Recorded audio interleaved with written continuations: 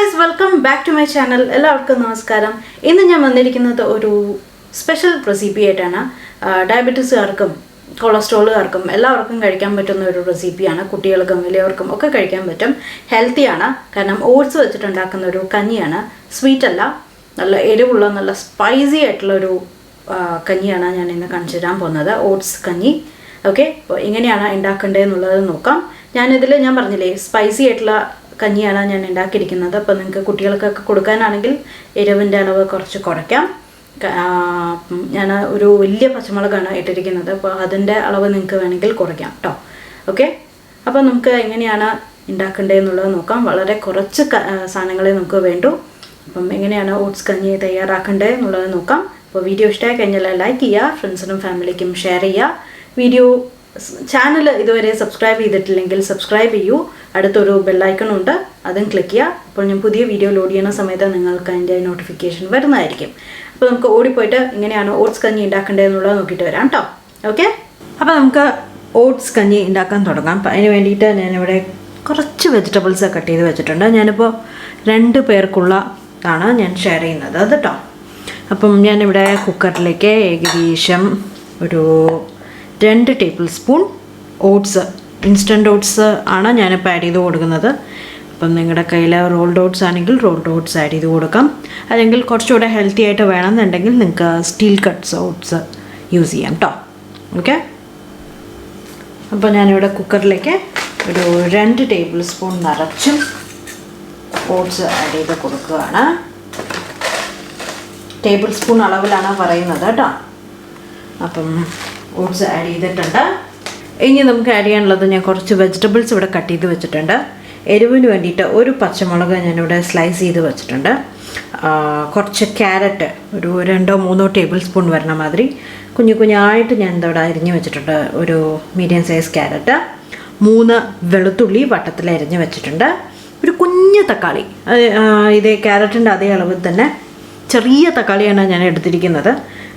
അപ്പം 2-3 ടേബിൾ സ്പൂണൊക്കെ തക്കാളിയും അരിഞ്ഞത് വരുള്ളൂ. അതും ഞാൻ ചെറുതായി അരിഞ്ഞിരിക്കുകയാണ്. പിന്നെ കുറച്ച് മല്ലിയില, കുറച്ച് കറിവേപ്പില, ഇത്രയാണ് ഞാനിപ്പോൾ ഇതിലേക്ക് ഇടാൻ പോകുന്നത്.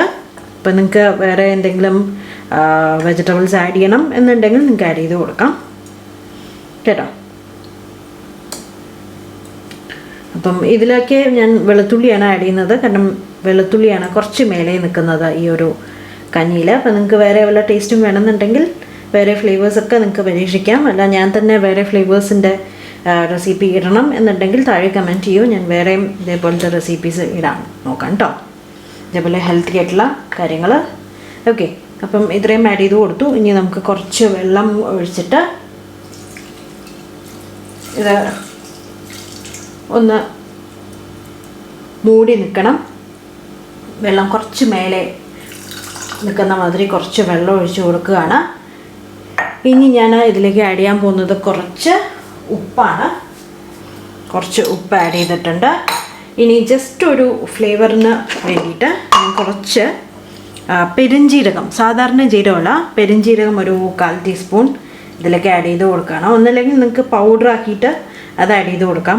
അതിന് കുറച്ചുകൂടി ഫ്ലേവർ മേലെ നിൽക്കും. അല്ലെങ്കിൽ ഒന്ന് ചതച്ചിട്ട് ആഡ് ചെയ്ത് കൊടുക്കാം, അത് നല്ലതാണ്. ഞാനിപ്പോൾ മുഴുവനായിട്ടുള്ള പെരുംജീരകം തന്നെയാണ് ആഡ് ചെയ്തിരിക്കുന്നത്.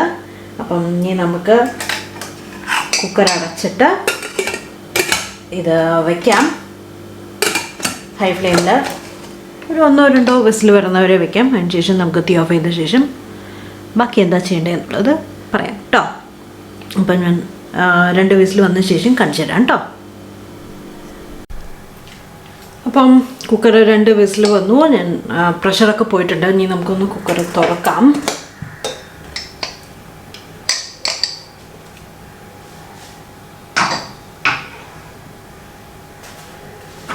ഇപ്പം കണ്ടോ, നന്നായി വെന്ത് വന്നിട്ടുണ്ട്. ഇനി ഞാൻ ചെയ്യാൻ പോകുന്നത്, ഒരു മാഷറുണ്ട്, നമ്മുടെ പൊട്ടറ്റോ മാഷറുണ്ട്. ഞാനിതെല്ലാം നന്നായിട്ട് മാഷ് ചെയ്ത് പേസ്റ്റ് മാതിരി എടുക്കാൻ പോവാണ്. നിങ്ങൾക്ക് വേണമെങ്കിൽ ഈ ഒരു സ്റ്റെപ്പ് സ്കിപ്പ് ചെയ്യാം കേട്ടോ. എനിക്ക് കുറച്ച് ആ ഒരു കഞ്ഞി എഫക്റ്റ് വരാൻ വേണ്ടിയിട്ട് ഒന്ന് മാഷ് ചെയ്തിട്ടാണ് എടുക്കാൻ പോകുന്നത് കേട്ടോ.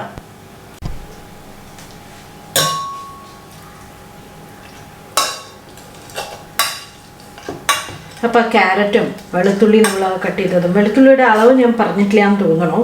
ഞാനൊരു 3 ചെറിയ വെളുത്തുള്ളി എടുത്തിട്ടുള്ളൂ. 3-4 നിങ്ങൾ എടുത്താൽ മതി കേട്ടോ. കാരണം നമ്മൾ ചെറിയ അളവിനല്ലേ ഉണ്ടാക്കുന്നത്, അതുകൊണ്ട്. ഓക്കെ, അപ്പം ഈ മാഷ് ചെയ്യുന്നതിൻ്റെ കൂട്ടത്തിൽ ഞാൻ ആഡ് ചെയ്യാൻ പോകുന്നത് കുറച്ചുകൂടെ കാര്യങ്ങൾ ഞാനിപ്പോൾ ഇതിലേക്ക് ആഡ് ചെയ്ത് കൊടുക്കുന്നുണ്ട്. ഒരു 1/4 കപ്പ് തേങ്ങാപ്പാൽ ആഡ് ചെയ്ത് കൊടുക്കുകയാണ്. അതിൻ്റെ കൂടെ ഒന്നല്ലെങ്കിൽ നിങ്ങൾക്ക് തേങ്ങാപ്പാൽ ആഡ് ചെയ്ത് കൊടുക്കാം, ഇല്ലെങ്കിൽ സാധാരണ പാൽ ആഡ് ചെയ്ത് കൊടുക്കാം. ഞാൻ രണ്ടും കൂടെ മിക്സ് ചെയ്തിട്ടാണ് ആഡ് ചെയ്ത് കൊടുക്കുന്നത്. കുറച്ച് തേങ്ങാപ്പാലും കുറച്ച് സാധാരണ പാലും. അപ്പം നമുക്ക് നല്ല സൂപ്പർ ടേസ്റ്റി കഞ്ഞിയായിട്ട് കിട്ടും.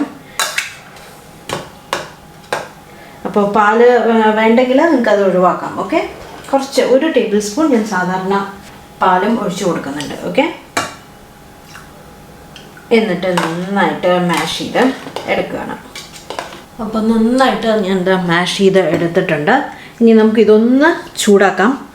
ജസ്റ്റ് ഒന്ന് ചൂടായി വന്നു കഴിഞ്ഞാൽ നമുക്ക് തീ ഓഫ് ചെയ്തിട്ട് സെർവ് ചെയ്യാം. ഓക്കെ, അപ്പോൾ ഞാൻ മീഡിയം ഫ്ലെയിമിലേക്ക് ഇട്ട് വെച്ചിട്ടുണ്ട്. ഒന്ന് ചൂടാവട്ടെ. ഒന്ന് ചൂടായി വന്നു കഴിഞ്ഞാൽ നമുക്ക് തീ ഓഫ് ചെയ്തിട്ട് ഒരു ബൗളിലോട്ട് ഞാൻ സെർവ് ചെയ്യും. ഓക്കെ,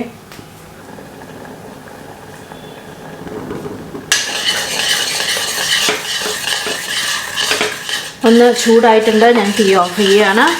ഇത്രയേ ഉള്ളൂ, നമ്മുടെ കഞ്ഞി, ഓട്സ് കഞ്ഞി റെഡിയായി.